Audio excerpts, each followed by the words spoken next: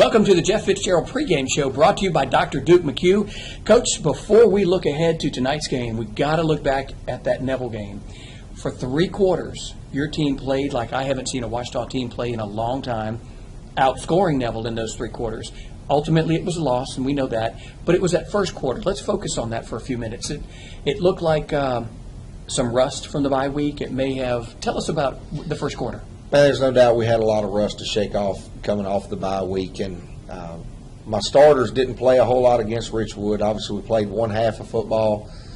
We had a jamboree before. We didn't have everybody playing, so this was the first time that we've actually put everybody on the field that we consider starters, and so it was definitely some rust coming off of Devion, and then there were some other little problems in the game. That one, that we huddled our punt team on the 50-yard line when the ball was on the -20, and so it was lack of communication there of getting those guys on the field in time, and I still thought we had enough time to get it off, and so we had that penalty that plagued us, and then, those son of a guns ran the ball extremely hard in the first half, and we couldn't get off the field, and it was just one of those deals where they were playing harder and faster than we were at the time, and I won't say we weren't playing hard, but it definitely took us a good quarter and a half to catch up to the speed of the game that they brought to us. And what you say about you've talked about the integrity and the character of this team.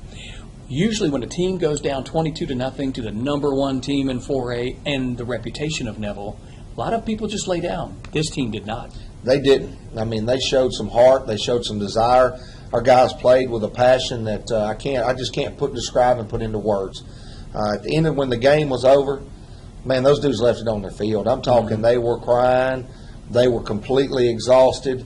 And, there's a quote, you leave it all on the field and you play every play like it's your last play. And, and Vince Lombardi has one that, it's no greater thing in a man for him to leave it, give his best and leave it all exhausted on the field of battle, and it leaves victorious. Well, we weren't victorious in the final score, but we were definitely victorious in winning the battle of perseverance, winning the battle of not quitting, and winning that battle of facing adversity and pressing on through it and keeping on going toward the goal. And so we won a lot of battles there and definitely showed some high character in it. And I'm very, very proud of our guys in the perseverance that we showed, that we can go put, a ball game together. And man, they competed against a great Neville football team. Yes, they did. One call I want to just discuss for a minute. Your team goes ahead, scores, makes it a 1-score ball game. And then you onside kick. You hit it right to number 99, their big guy Lawrence, and you recover it. We did. I mean, the place went crazy and then here comes the flag. Explain that. I'm not real sure exactly what they were saying happened, but I know I heard a whistle blow. Yes. Neville was not on the field at all. We noticed that. The play clock had started. You can see on film where the play clock had started. The whistle blew. The guy signaled, to start it. So I asked the side judge, I said, can we kick the ball? And he nods his head yes. I said, so it's live, we can kick it. He nods his head yes again, and we start yelling, kick it, kick it, kick it.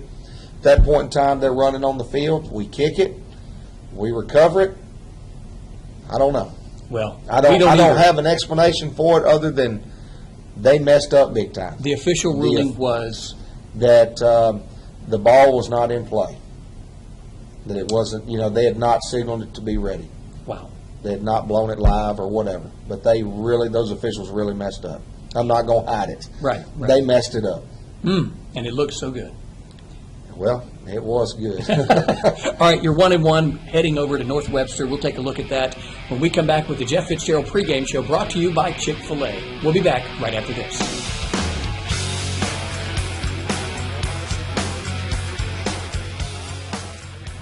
Welcome back to the Jeff Fitzgerald pregame show brought to you by Barry Collins and CFM Enterprises.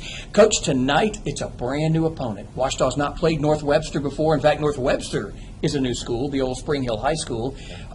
Going into it, we know about number 40, Devin White.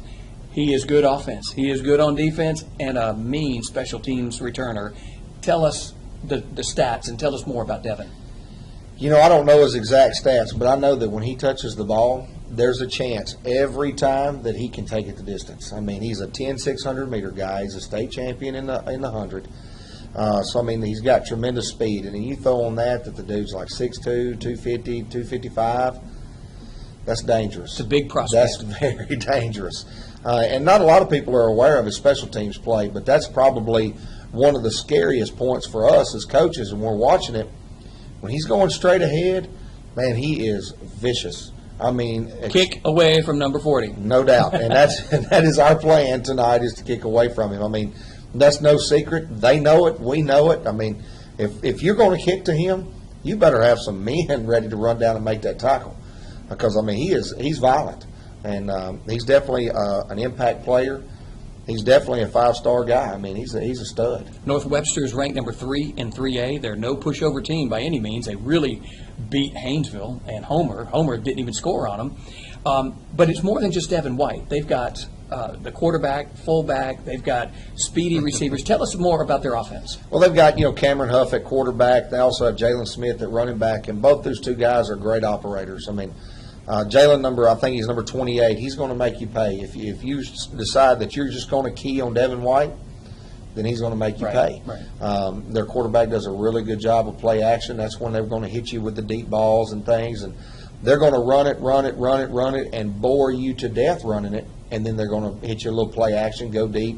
We anticipate them trying to get the ball out of the back, ball to Devin White out of the backfield and things like that. So, I mean, they're a very good offensive unit. It's more than just Devin White getting the football. One of the things a play-by-play guy despises is the wing tee with all the misdirection, because you've got to focus as to who really has the ball. Same thing for your defense. Yeah, you may despise calling it, but, man, we hate going against a wing tee because it is so hard to prepare for. As much, if everybody ran wing tee every week, then it wouldn't be a big deal. But because not very many people are doing it anymore. Oh, yeah, they used to. I mean, Mike Valerie made a living off of it here at Washita High School running wing tee. So, I mean, but it's tough to prepare for. You try to get those young kids who have never done it to do it. It's difficult. And then you're sitting there looking, you've got a dude that is going to touch it 25, 30 times in a game. If you key on him, then they're going to hit you with number 28. They'll run a trap, or they'll do something else, a little counter play back to him, and it's off to the races. So he's a good player. Let's move over to the defensive side. You're finally not playing a 4-2-5. The defense here is, what is that, 3-3 kind of a stack? They are. They're a 3-3-5. So it's similar to a 4-2-5 coverage-wise, but a 3-3 stack in the box. And so they're going to build a 4-man front, 5-man front from time to time with blitzing linebackers, and it looks like they're doing a whole lot more than they actually are. So, when you're playing a 4-man front, whether it's 4-2-5 or 4-3, they'll send a 4-man rush, or they'll play, a base defense, and people are used to seeing that. When you get that 3-3-5, they may bring a blitzing linebacker. All they do is build a 4-man front, but it throws everything off because you don't know which one of those rascals is coming. Speaking of rascals, let's talk about Kalen Washington. He's got an interception in the first two games, and he seems to just kind of be there, and then all of a sudden, when that ball is there, he's going after it. Talk about Kalen. Kalen's a very good young man. I mean, he is a high character guy. That he's a senior, and I hate to use the term paid his dues, but he has definitely paid his dues in this program. As a freshman, being just an average player, but never giving up. Then as a sophomore, playing JV, continuing to battle every week, played a little bit on and off the field. And then as a junior, played some in some varsity action, very, very minimal, but played a lot of JV. Knew he was right there on the cusp of being able to get on the field. But he has definitely gone to work this entire year since last summer, has gone to work and put in a full year's worth of effort to try to get on that field, and he's definitely earned the right to be on that field, and it's paying off for him. Two more names Lou and I use a lot on the radio because they're making plays. Noah Abney, Sean Tillman.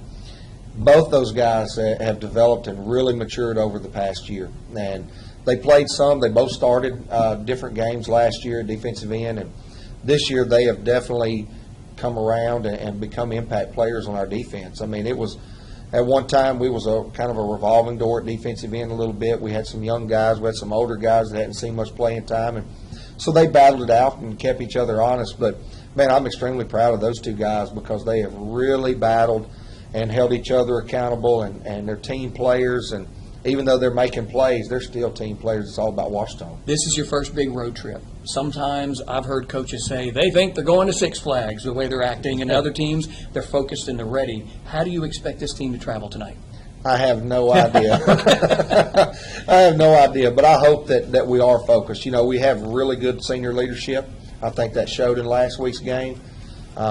So I'm expecting these guys to be focused and take it as a business trip, and that's what our standard is as coaches. That's what the standard is for the seniors, and we've done a really good job of whether we played at home or whether we went to Richwood, even when we went to Bastrop, we were focused.